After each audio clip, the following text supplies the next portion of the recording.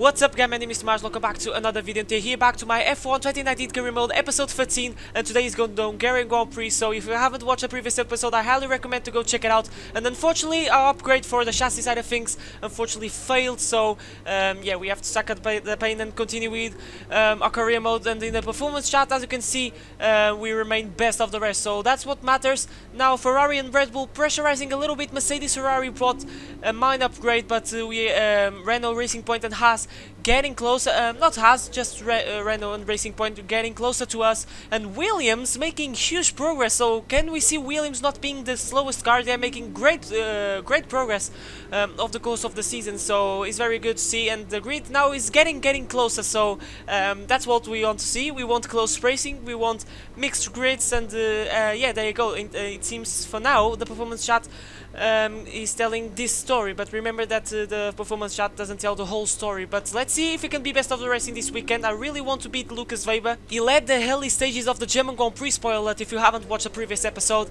But now we're going to qualifying, and let's see what we can do over one lap pace. Good afternoon, race fans, and here we are again for qualifying at the Hungaroring. Who will have tuned the perfect setup for their car? We'll find out soon.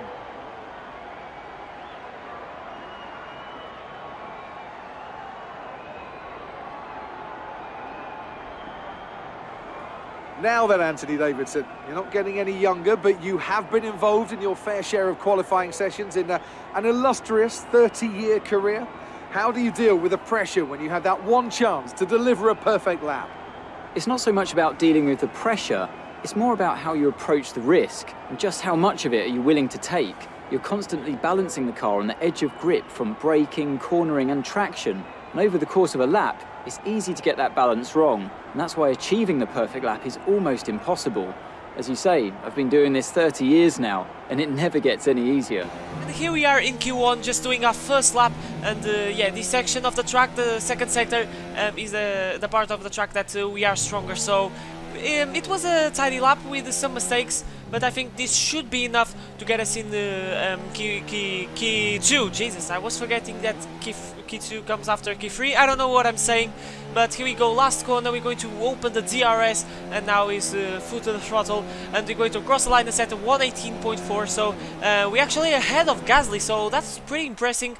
And there you go. And my teammate got through into key 2, so it seems that our teammate finally is picking up the pace in this Toro Rosso. Really need for the constructors and Lucas Weber going as well. So now I think Q1 is just a formality, just do one lap and we should be fine. But in Q2 we have to work a little bit more. Maybe we're going to need a second run and really going wide in the fast left-hander. But we are on the last corner, open the DRS once again, and let's see what we can do across the line. At the moment it's P2, we are ahead of our teammate with a 118.7, and as you can see we are in P10 at the moment with 4 minutes to go, and now 1 minute to go, so we are forced to make a second lap. I don't want to risk a little bit messy, yeah, a lot messy, not a little bit, into the chicane. We lost a bit of time, but we are gaining time on the second sector still. 4 tenths up, 5 tenths up, and we are doing good. I think we can get into Q3. This Toro also feeling very nimbly, especially in the second sector where we are very good in terms of downforce. Open the DRS once again, and we're going to improve by 7 tenths, and we are in P5 ahead of our teammates, so this should be enough to get us into Q3. And there you go, the confirmation of the results. And my teammate unfortunately ends in P11, but this actually can be good because he can start in the tire wherever he wants, so maybe he can try the one stop. That's an option for him, and he can slice through the field. But here we are on Q3. Unfortunately I had to do one run because I spent 2 sets of softs on Q2, so this is my first and the only run on Q3. So pressure is on, very close to the white curb on the inside. It's very easy to spun if you hit it, so yeah, it's kind of scary, but needs must. I have to push a little bit messy once again in the chicane. I can't touch those curbs, but yeah, I feel it always very tempting because I want to gain that 2 tenths, but yeah, that's how things are. Open the DRS, and once again across the line is going to be a 118.3, so 3 tenths slower than our Q2 time. I was a little bit with the pressure because it was just one run, but fortunately we are ahead of Lucas Weber, but ahead of us is Devon Butler. So that was very interesting to see. It seems that Butler finally is starting to picking the pace. In terms of results, Butler has not been very good, I'm going to tell you. Sometimes outside of a points, me and Lucas are really shining in this season 1, but there's a confirmation P8. Yeah, it's okay. Fortunately, we are ahead of Lucas Weber, and that's what we want. He's our championship rival, and Daniel Ricciardo is best of the rest. So maybe we have some work to do if we want to be best of the rest. So we're going to the race, and let's see what we can do. Can we be best of the rest? We'll see. It's always wonderful to come back to the lively Hungaro ring. A popular destination this, nice and close to the beautiful city of Budapest, with some exciting racing to boot. Who can forget Michael Schumacher pushing his old teammate Rubens Barrichello up towards the pit wall in 2010, or those great races of 2014 and 2015 as well. We're northeast of Budapest for the race today at the 2.7-mile Hungaro ring circuit. 14 corners here, 8 to the right and 6 to the left, on a track where downforce is king and passing is notoriously difficult. And it's an absolute pleasure to be joined once again by Anthony Davidson. Why don't we kick off by discussing Max Verstappen? As ever, the threat of unreliability is never far away, and indeed they'll be starting out of position today due to a power unit component change. So it's going to be a difficult task to move forward from there. Everyone has to deal with penalties or reliability issues from time to time throughout their career. You just have to suck up the pain and get on with the job at hand. Today isn't about performing a miracle to put the car back where it should be. It's about effective damage limitation. It's time to see how our drivers are stacking up after yesterday's exciting qualifying session. A fantastic effort from Charles Leclerc yesterday puts him on pole, and starting alongside in P2 is Sebastian Vettel. Looking at the rest of today's grid, we have Bottas, Hamilton, Daniel Ricciardo and Butler, Thomas, Weber, Magnussen and Alexander Albon. Verstappen, they've taken a grid penalty. Raikkonen, Nico Hülkenberg and Grosjean. Kubica, Gasly, Sergio Perez and Lance Stroll. Russell and Lando Norris starts from the back of the grid. And with lights out just moments away, it's time to go down to the track.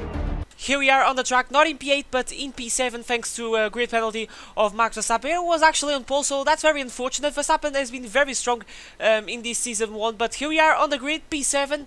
Let's see if we can make a good job starting on the outside side of the track. So yeah, I don't know what that means, I'm just saying. So it's actually a 1-stop, so I was expecting a 2-stop, but it seems that I have the tire wear to make the 1-stop. The last time we made the 1-stop, it was the last episode in the German Grand Prix, and things didn't go well, but considering that it's Hungary and it's a Monaco without barriers, overtaking is a little bit difficult, so I decided to go with the 1-stop because track position means everything. Hopefully we don't be stuck on traffic after the first stop, but let's see what we're going to do. 5 red lights for the German Grand Prix, 35 laps ahead of us, and it's lights out and away we go, and it wasn't the best reaction, and unfortunately it was an absolute terrible start trying to squeeze Lucas Weber, but we are down off to the points. Verstappen overtaking us, Weber and Magnussen overtook us, but we're going to dive down off the inside into turn 1. I felt a touch, I think it was on Lucas Weber, but I think it doesn't have any front wing damage. I think you can see in the replay if you pause the video, but now we are side by side with Kevin Magnussen trying to hold Brown inside,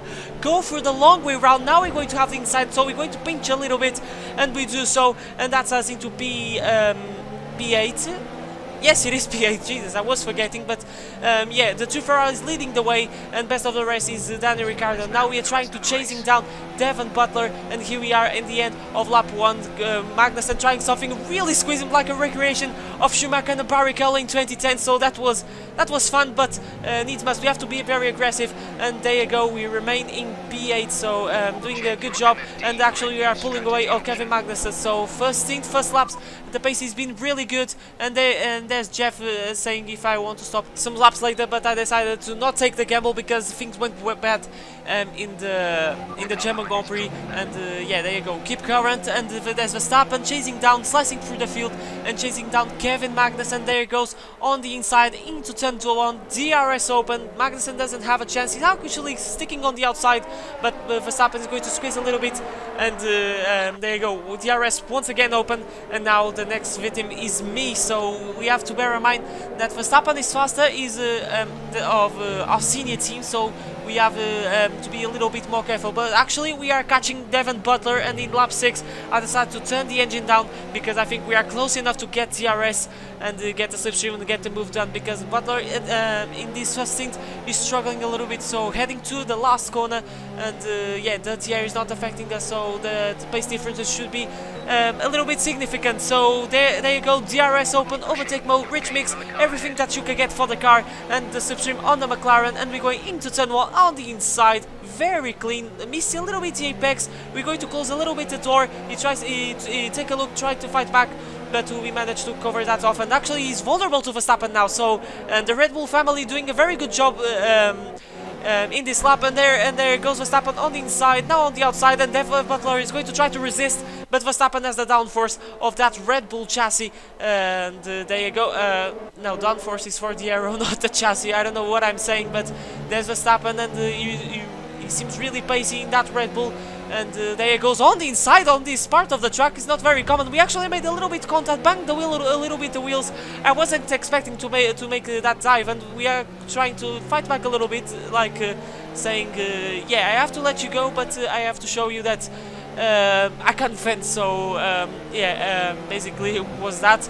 And there you go, Verstappen now on the slipstream, and we're going defensive on the inside side of the track, but Verstappen can reach us, and there's Devon Butler trying something on Verstappen. It wasn't a slipstream, and then on the outside was Magnussen. So this is getting a little bit punchy, but on lap 8 it's time to say goodbye to these soft tires and dress a brand new set of hards, the white stripe tires, and we're going till the end of Grand Prix in these tires. So very awkward entry on the Hungaroring. Sorry, I don't like the pit entry around the Hungaroring. It's so awkward, like a high curb. So yeah, I always struggle a little bit, but let's see what we can do, what the Toro Rosso's boys can do. And there goes the hard tires, and let's see if we can get some good track position. Verstappen is actually, we got an unsafe release, but unfortunately the car ghosted, and we got ahead of Verstappen, so that was really close.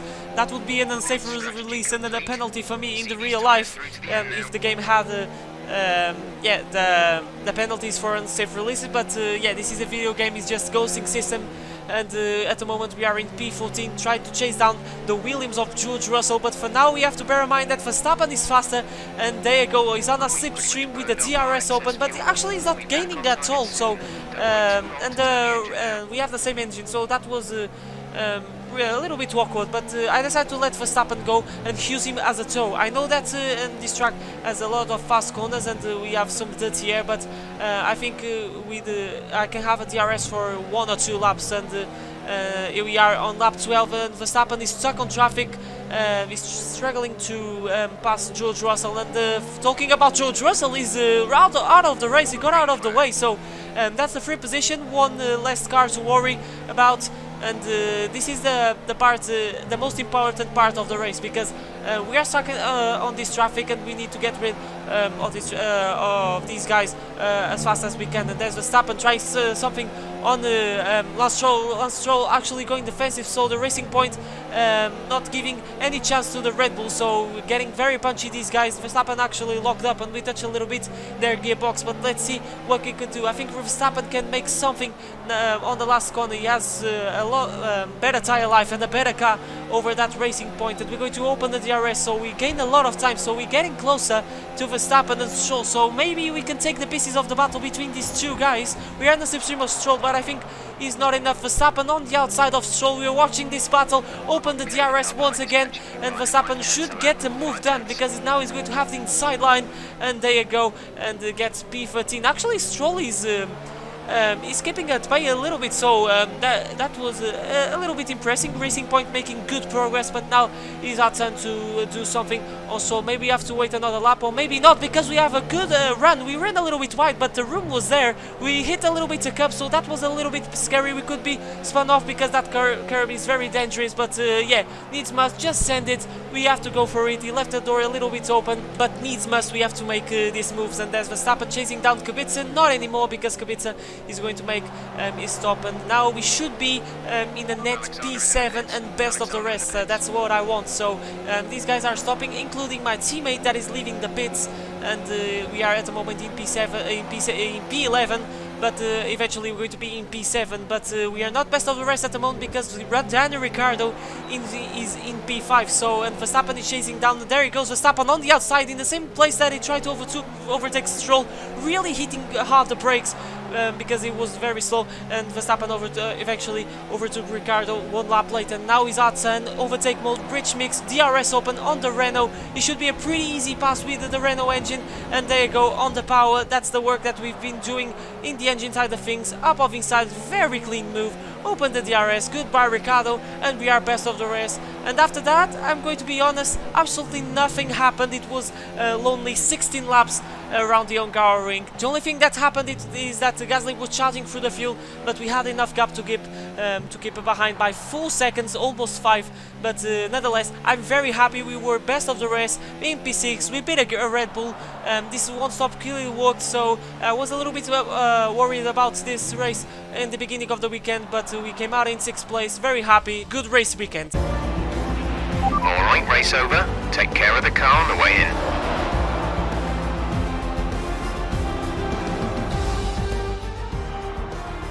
Well, what a drive that was to take the win for Ferrari today.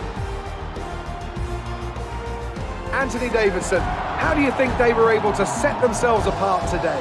Well, this was a real team victory. They put together a solid strategy today that appeared well suited to the conditions out on track. The driver did everything that was expected of them in the moment to really execute the team's plan to perfection. A shining example of how F1 really is a team sport. Here come our winners now. A thrilling race and a tremendous effort by Ferrari. Their history is well known, so it's no surprise to fans the world over to see them come out on top once again.